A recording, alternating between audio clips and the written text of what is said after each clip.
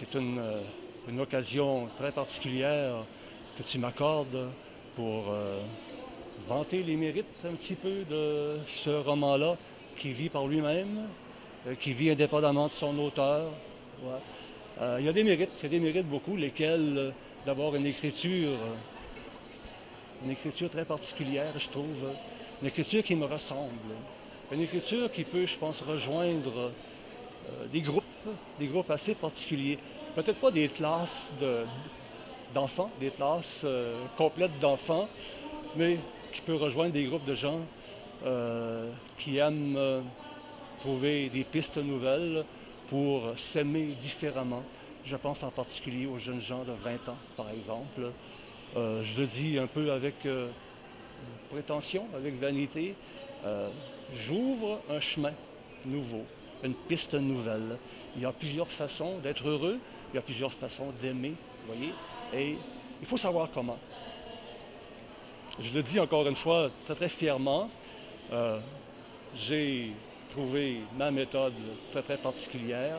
Je ne suis pas tout seul à être singulier et différent, mais je pense qu'on n'est pas très nombreux à savoir bien être amoureux quand on a 20 ans, quand on a un long cheminement à faire ensemble. Comme tous les couples, ils doivent passer des jours et des années ensemble. Et c'est le contenu de mes romans. Chacun de mes romans met en scène toujours les mêmes personnages. Une fille puis un gars.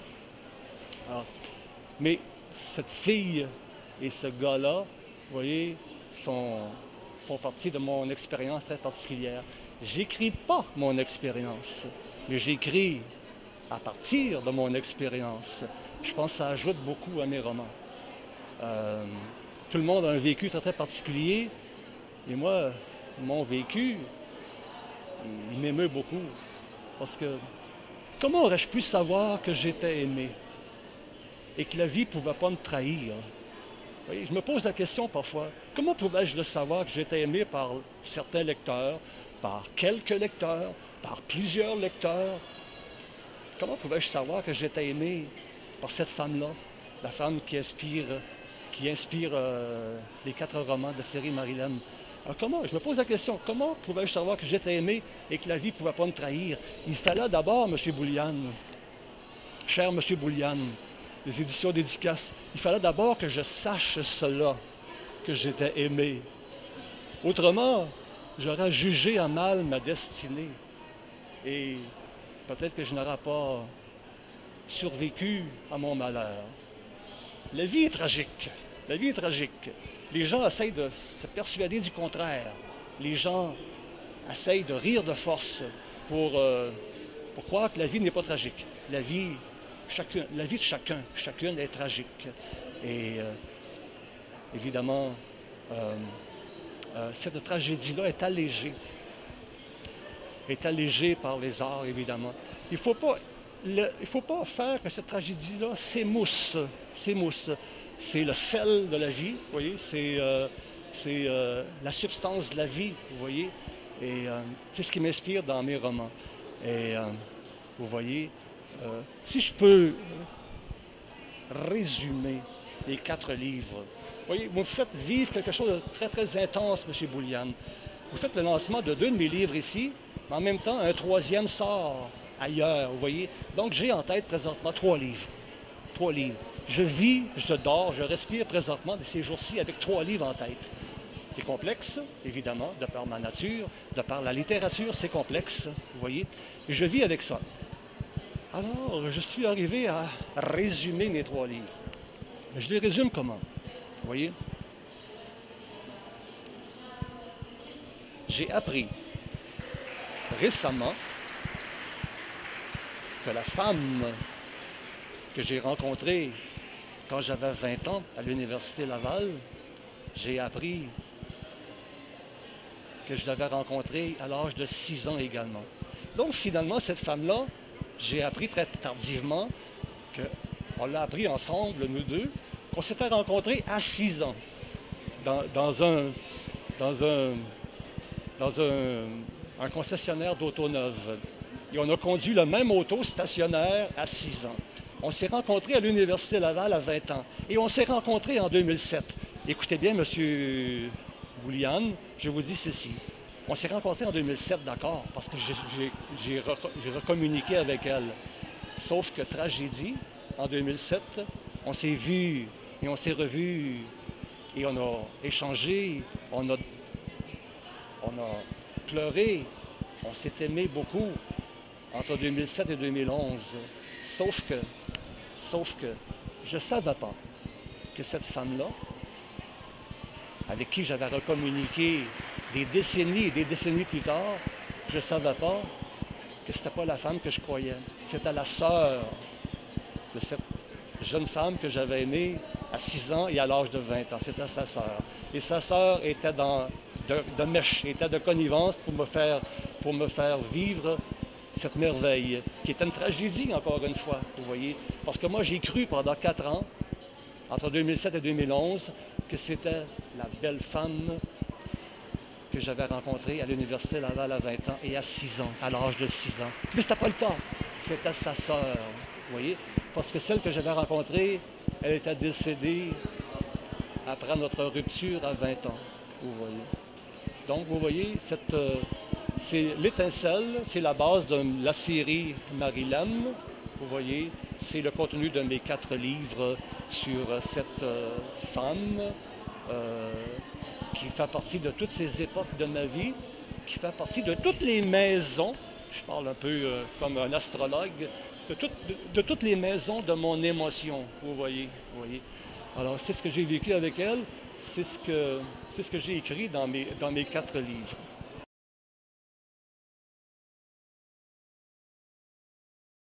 Là encore, vous me faites plaisir. Et je peux vous dire toute la saveur et la joie et le plaisir que j'ai avec le langage. Vous êtes un auteur vous-même, en plus d'être un éditeur, et on en a parlé souvent ensemble. C'est ce qui me transporte. C'est ce qui me transporte. C'est ce qui m'énergise beaucoup. Parce que, donc, encore une fois, je tombe dans mes anciens sillons. Là, je dis toujours la même phrase fétiche. Formidable, la langue française. Quand on la met de la manière qu'on aime la placer dans notre bouche. Vous voyez, le langage sur scène est un langage de scène. Vous voyez, je chante avec des voyelles pures. Donc, j'écris dans un langage, mon langage. Je dis toujours en boutade, je n'écris pas en français, j'écris en jarrousset. Donc, ce n'est pas un langage courant. Je pense que c'est un sine qua non. Un écrivain, je vous vois sourire. J'ai lu un peu vos livres, je vous rejoins un peu là-dessus, M. Bouliane. C'est un sine qua non d'écrire dans une langue particulière. Autrement, on s'ennuie. On s'ennuie pour mourir. Vous voyez, quand on retrouve dans un livre des phrases qu'on a vues dans d'autres livres, telles quelles, ou quand on lit dans un livre littéraire des phrases orales qu'on a entendues 200 fois. Je m'emporte. Dites-moi de me calmer un peu. Oui, donc pour répondre à votre question sur le langage, ma langue n'est pas courante.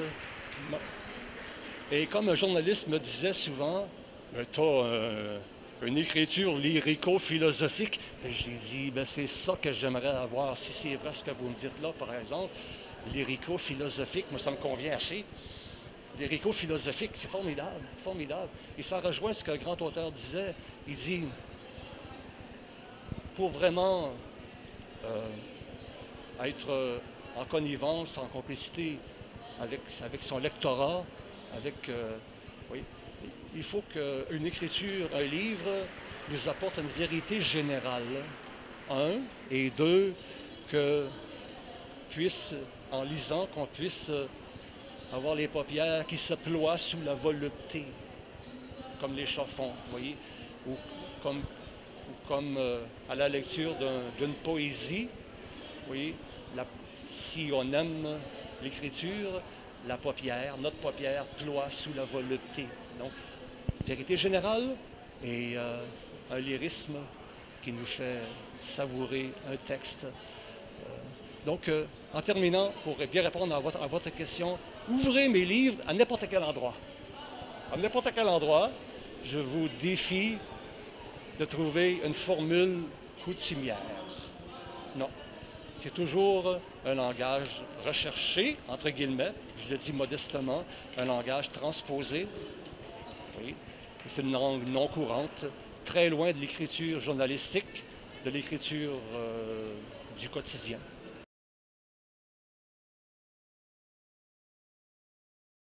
J'ai écrit pas mal de poésie qui a pas fait long feu. J'ai écrit pas mal de textes de théâtre également, que j'ai monté moi-même. Et j'avais toujours comme but à long terme d'écrire des romans. Et un jour, j'ai rencontré les éditions Dédicaces, qui ont publié, comme d'autres, deux de mes romans que vous avez nommés tout à l'heure. Et sans parler il y a toujours une étincelle à la base d'un livre. Une étincelle, une peine ou une grande joie qui nous met dans un ancrage nouveau pour entamer un nouveau livre.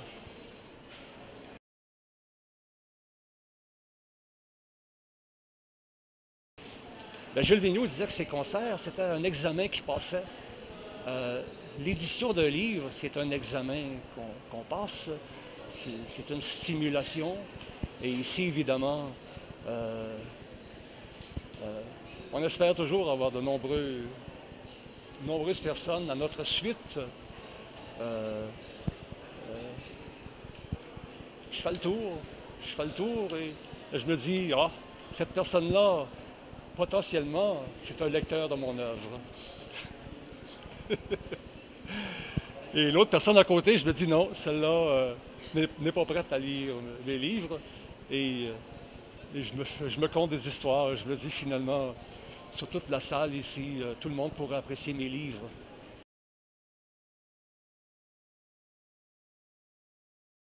Ah ben, je sais d'avance que toute critique va me blesser. Je sais d'avance et je me prépare. Je me prépare avant la lecture, le cœur bat très fort à chaque fois que je sais que j'aurai une appréciation, bonne ou mauvaise. On espère le maximum de critiques possible parce que nos proches ne nous font pas de critiques.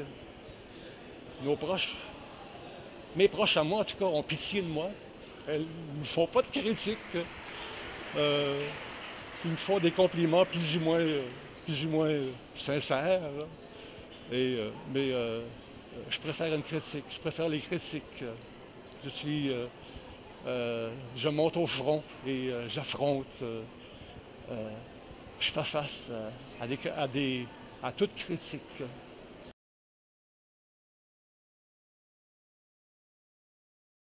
Mais comme bien d'autres, je pense bien, on doit avoir des cheminements parallèles. Moi, il y a beaucoup de cheminements parallèles qui se sont présentés. Ce n'est pas glorieux, ce n'est pas plus valorisant d'aller dans plusieurs routes parallèles, je veux dire, concurrentes. Moi, j'ai fait beaucoup de chants chorales. J'ai eu longtemps une école pour acteurs, qui me tient beaucoup à cœur, qui s'est métamorphosée en école pour chanteurs, vous voyez. Je continue à faire ces métiers-là. Je ne suis pas un écrivain du dimanche. Comme j'ai jamais été un chanteur du dimanche, si je faisais de la peinture, je ne serais pas un peintre du dimanche non plus. Mon écriture euh, je pense, s'inscrit dans une démarche trop personnelle qui m'engage trop profondément. Euh, donc, ces professions autres que j'ai fait me servent, tu sais. Et, l'écriture, elle est au premier plan, au premier plan. Et c'est ça qui me font cheminer au plus profond de moi.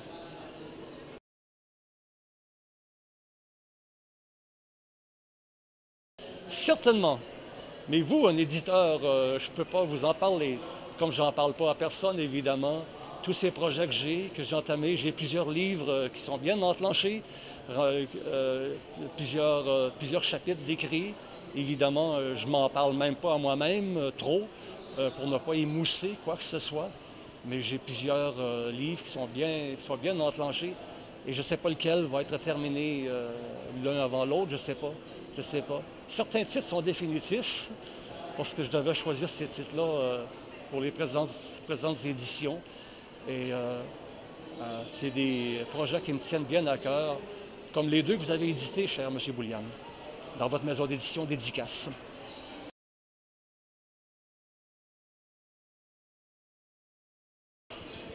Ben, je me dis que je serai obligé à un moment donné de faire un livre plus pratique. Un livre, par exemple, euh, avec le nom d'une tête d'affiche dans le titre, je ne sais pas, euh, euh, Hemingway ou bien, euh,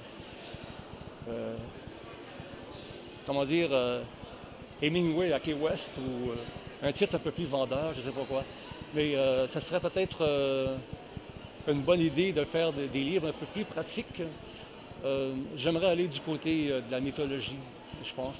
C'est ça qui m'intéresse davantage.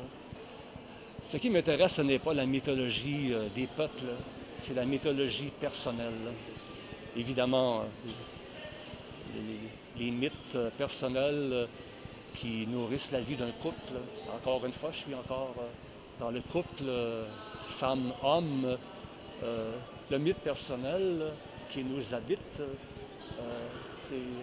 c'est ce qui nous fait vivre. Je trouve ces phrases-là que j'ai trouvées de peine et de misère, je les retrouve parfois dans des auteurs, chez des auteurs. Ça me rassure, ça me réconforte beaucoup. Donc, la mythologie personnelle des gens, nous vivons chacun de nous, individuellement ou en groupe, nous vivons sur des mythes personnels qui nous tiennent à cœur, qui nous renforcent, qui nous permettent de mieux respirer, qui nous permettent de mieux dormir.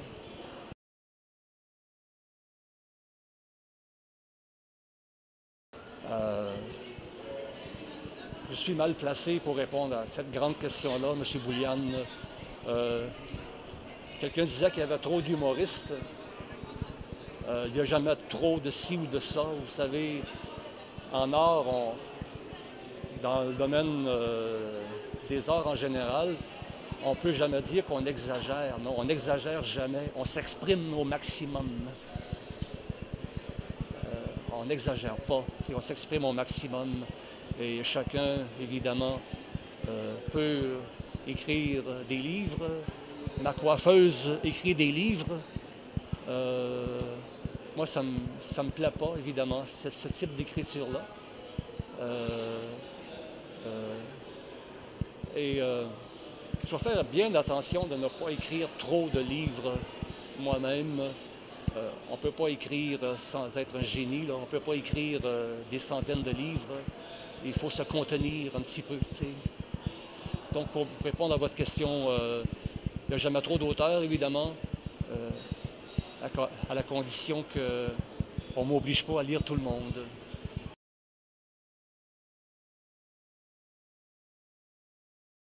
Non, j'ai fait des incursions assez rapides l'année passée chez mon autre éditeur. Et cette année, c'est peut-être le baptême, le vrai baptême de feu avec vous.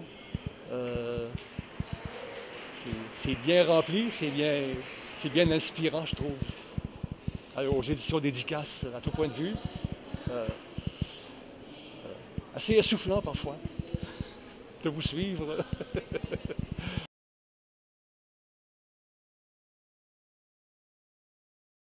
Ah, ben certainement. Vous l'aurez voulu. Vous l'aurez voulu, là. Euh,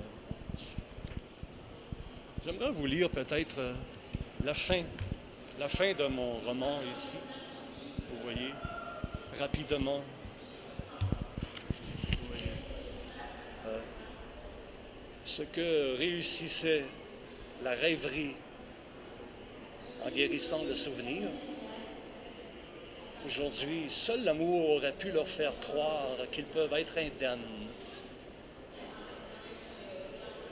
Rien ne subsiste beaucoup après une telle flambée. S'ils ne doutent de rien, ni de l'autre, ni d'eux-mêmes, se détournant de leur passé nourricier qu'ils ont encajolé, ils savent maintenant qu'ils n'aimeront plus que cet autre en chacun d'eux-mêmes.